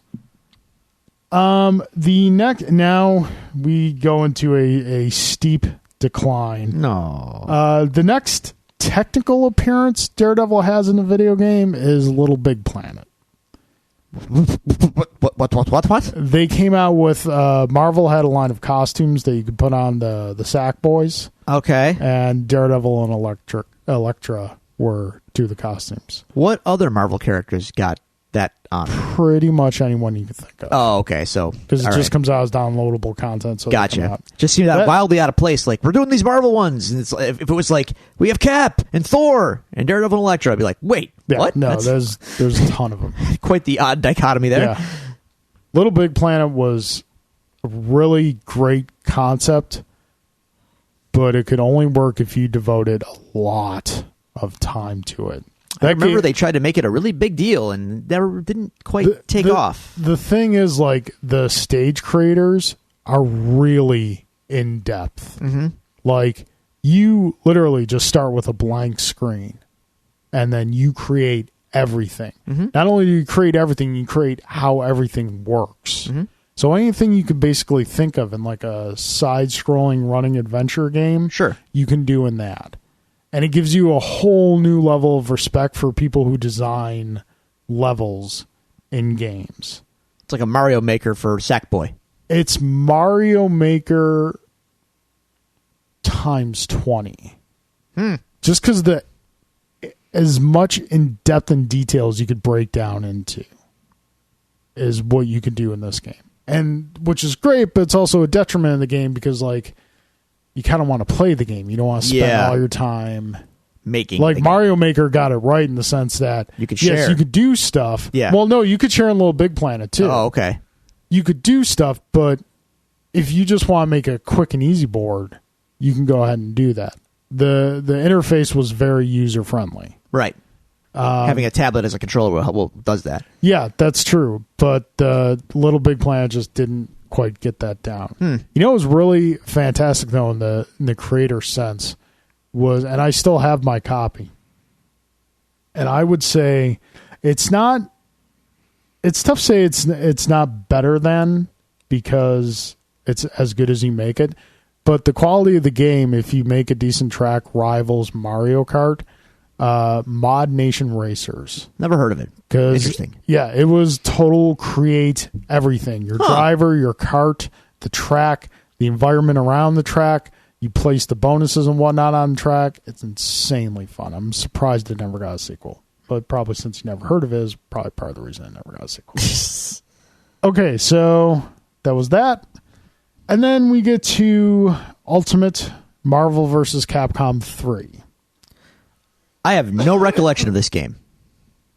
It's the most recent Marvel vs. Capcom game. Oh, okay. Yeah. All right. Daredevil. In the old style? With the old sprite graphics and all that? Yeah. Okay. They were 2.5. Oh. Like 2D fighting on 3D models. Okay. Okay. Yeah. Daredevil was not in the game per se. Oh. But one of the stages, this is the point where Drew gets upset, was Shadowland. Oh. Yeah. It was a cool stage because like Daredevil's just kind of sitting on the throne back there just watching the fight going on. What is he, Shao Kahn or something back there? It's kind of what the stage looked like. I'm not going to lie to you. Shadowland was so misguided. Ugh. And he appears also in Chris Redfield's ending as his attorney. Capcom, I gotcha. Okay. Yeah. Well, that's something, I guess. Yep. So, yeah. Well, it's a cool looking stage because, like, okay, yes, the whole Shadowland's a terrible story thing aside, you've got a very, martial arts themed style stage. No, yeah, it makes with a whole bunch of hand ninjas. It makes sense. Watching the action. I just don't like seeing low points being celebrated. Yeah, in other media. Well, I think when the game came out, it was 2011 when the original Marvel vs. Capcom 3 came out. So isn't that like roughly around when Shadowland? Yeah, it was fairly timely. So we got in there. Well, those are Matt's little guest appearances. Oh, we've still got one more. Oh, two more actually. Do we? There was a Marvel online free-to-play action RPG around 2012 called Marvel Heroes. Daredevil was downloadable in that as a character. And in Lego Marvel Superheroes, Daredevil and Elektra were both playable characters. Everybody shows up in those Lego games, so that's cool. So. Well, Matt did have one brush with greatness, but it was not to be. So, I got notes that I've taken on this game. So, Carl, did you know, around 2002, this was before the Spider-Man movie came out, okay? Marvel was still in their post-90s bankruptcy, sell anything we can to survive kind of mode. And licensing was going out at a fast and furious pace. And one of the properties that perked the interest of a certain developer, this company called 5,000 Feet Incorporated, Daredevil was up for a license in video games. So they were like, yeah, let's do that. So the developers got to pitch a Daredevil game. And what they wanted to do was to make a small kind of celebration of Daredevil in a video game. So it would be like a reenactment of all of his big moments in comics in a video game. So like fighting Kingpin or fighting Bullseye, Elektra, that kind of stuff. Just, Gladiator. Small scale though. Yeah. So they put together a presentation. They put together some concept stuff. And Marvel loved it. They thought it was great. They thought these guys were clearly fans, and their vision was cool. Marvel was so impressed they kind of took over. They started overseeing the development of the game. The same developers were in charge, but Marvel was very hands-on. Like, yes, this is true to the character. We want to keep this game true to the character. You're on the right path. Let's do this. So development began. It was going to be on the PlayStation 2, and here we are. Again, pre-Spider-Man movie. Yeah. Well, Sony Pictures, by extension Sony Computer Entertainment of America, word got back to the developers that there's going to be a Daredevil movie after this Spider-Man thing comes out and does really well because we know it's going to do gangbusters. So we're also going to make a Daredevil movie to keep that that early Marvel momentum going. Bear with me because we know how that worked out. Yeah. But at the time, it was a big deal. Yeah. Right? And at the time, the Daredevil movie is still years off. Still 2 years away. Because it came out in 2008. No. Did it? No, like 03, man. Yep. This seems like a conversation we've had before, and I said the same thing and was wrong then. But 2003-ish, I think. Maybe 04 at the latest. But you check me on that. No, but it was right in the... I'm sure you're probably It was right in the wake of Spider-Man 1, basically. We were all basking in that warm afterglow of Spidey making his big debut, and we were like, wow, that's what these movies can be now. Yeah, 2003. Yeah. So they were developing the game in 2002, and then they got wind that Spidey's coming, and it's going to be a big deal, and Daredevil's going to get a movie. Well, knowing that their development time is roughly going to coincide with this movie coming out, suddenly they realized Daredevil's profile is going to be raised significantly because of this movie. Our game should probably step up in scope to match what is, to match that exposure.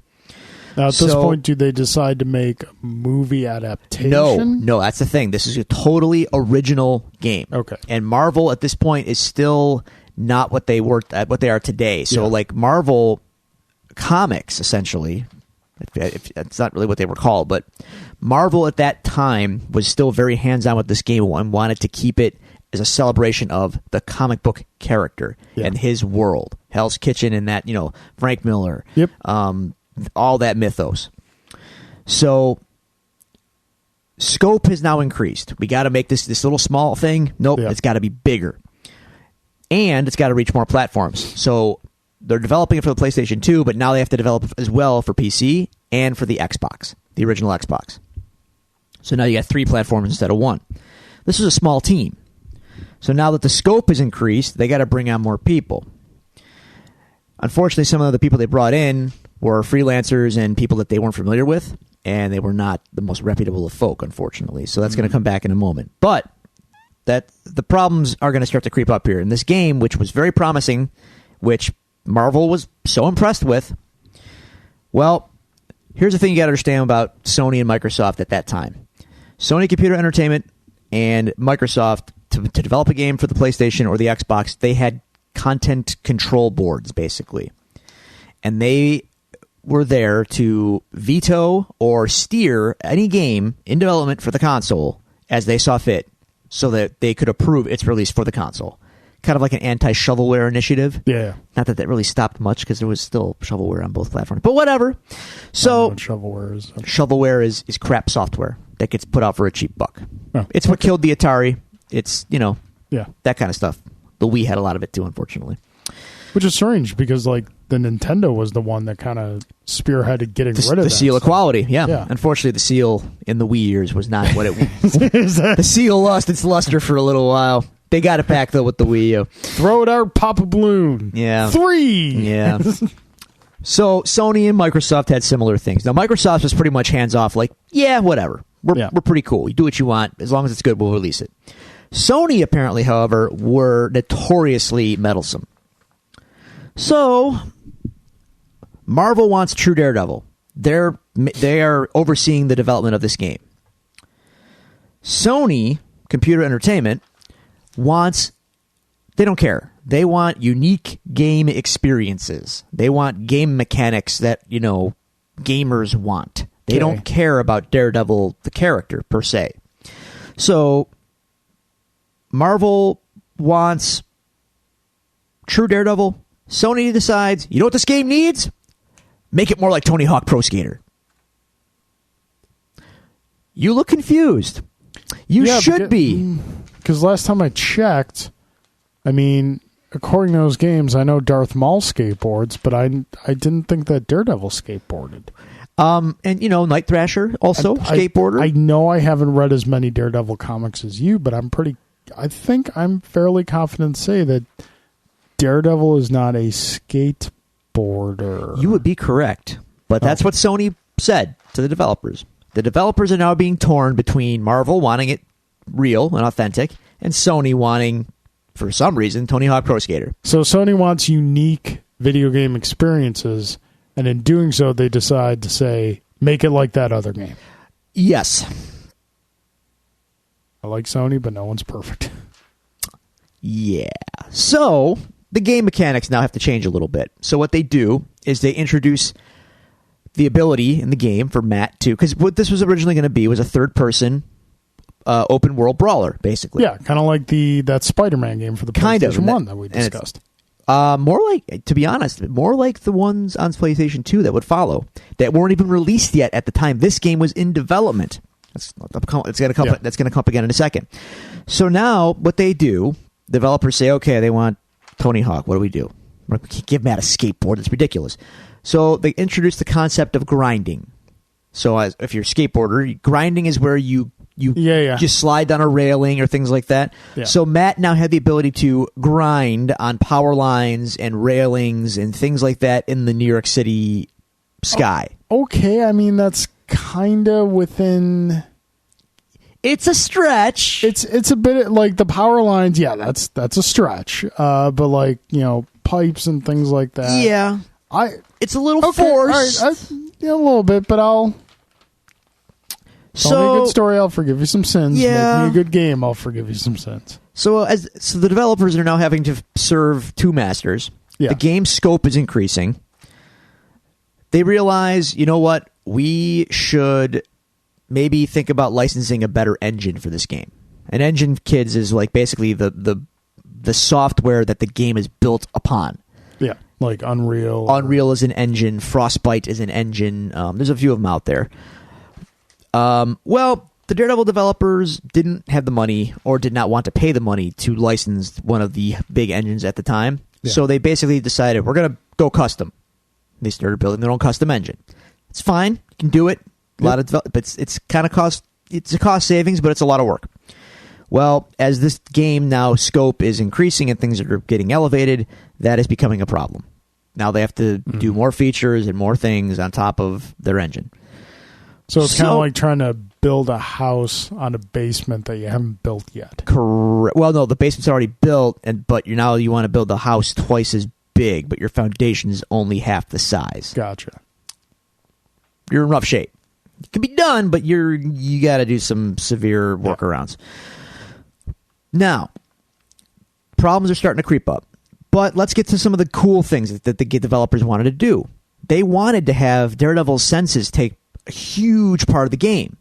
So they had it set up where it was a traditional third-person view, but you could use Daredevil's senses in various ways. So they had it so that you could read where bullets were coming from and dodge them in bullet time. Yeah. They had it so you could hear heartbeats and stuff like that from your enemies and maybe see if they're wounded or know their weak points, know if they're lying in interrogation scenes, find secrets with echolocation. Yeah. This was all part of the game at one time. Kind of like eventually what the detective mode in the Batman Arkham series would become. Yes, exactly that. Yeah. They were really ambitious with this game. And what could have been? On top of that, lots of characters. They wanted an authentic Daredevil experience, so Marvel just basically said, yeah, man, put whoever you want in there. Yeah. Daredevil, Elektra, Bullseye, Kingpin, Ben Urich was in it. Josie the bartender was in it. Yeah. Turk was in the game. You shrug, but come on. I don't like Turk. Got Pop killed. That's in the show, though. The comic book. It's 2002, man. Lots of characters. Anyone. Foggy, obviously. Like, it was packed. It was going to be an authentic Daredevil story. Then they got into the swinging mechanic, because Daredevil, they gave him his billy club, and his primary mode of transportation was going to be he could swing around like Spider-Man and slide like Tony Hawk. Yeah. Let's go with it.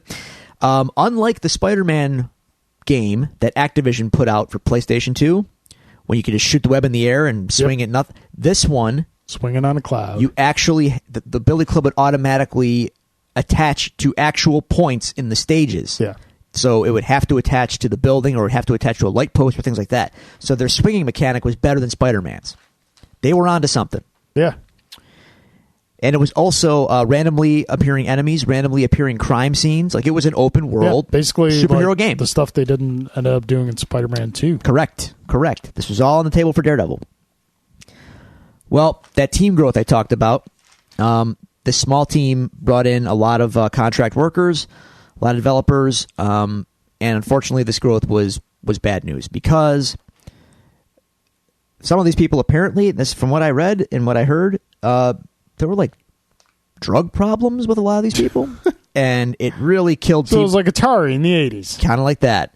So team morale was bad, productivity was bad, and the project was starting to get sunk. Yeah, which is like because they were running ads for this game. Comics. I remember seeing ads for it. Yeah, had a trailer. It was a gameplay trailer you can watch. You can find that on YouTube. So basically, it was coming. Like, it was in development. But now you've got bad developers. You've got scope problems. You've got the developers having to serve two masters with Marvel and Sony. Yeah. Basically, a lot of things are just kind of starting to spiral out of control. The development team, the core development team now, knowing how things are kind of getting crazy, they want to rein it in, and they want more control now too. So basically, you've got a house divided. You've got unhappy developers, unhappy Marvel, unhappy Sony. Things are starting to get dicey. They even got Black Widow and Punisher to be in this game. Damn. They had to ask Marvel, like they had to beg, but they got them. They got permission to use the Punisher and Black Widow. They had a whole story set up where the story starts with the Kingpin being killed, or he's allegedly killed, and Matt has to investigate who killed the Kingpin. And then Elektra shows up. She's being framed for the murder of the Kingpin. Foggy gets kidnapped. You got to find him. And through the way the whole plot is revealed, basically, you start working your way through the ranks. You end up fighting the Hand. You end up fighting Bullseye. And eventually Matt has to face the final villain, spoilers, Kingpin, alive and well, faked his death so that the turf war, the ensuing turf war, would he consolidate his power. Very ambitious game. Kingpin was the final boss in the Spider-Man Sega Genesis game. How do you like that? Yeah. He was a traditional Spider-Man villain, back in the day.